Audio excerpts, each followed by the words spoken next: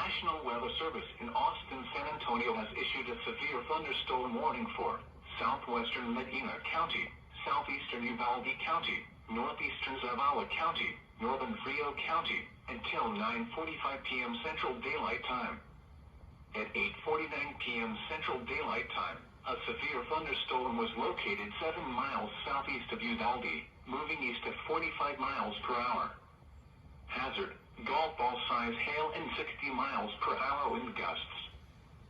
Source, radar indicated. Impact, people and animals outdoors will be injured. Expect hail damage to roofs, siding, windows, and vehicles. Expect wind damage to roofs, siding, and trees. Locations impacted include Uvalde, Hondo, Batesville, Sabinal, Moore, Canipa, D'Hanis, New Fountain, Byrie, Yancey, Freetown, Uvalde Estates, and Three Oaks. A tornado watch remains in effect until 11 p.m. Central Daylight Time for South Central Texas.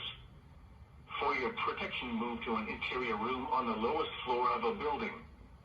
The storm is producing large hail. Seek shelter now inside a sturdy structure and stay away from windows.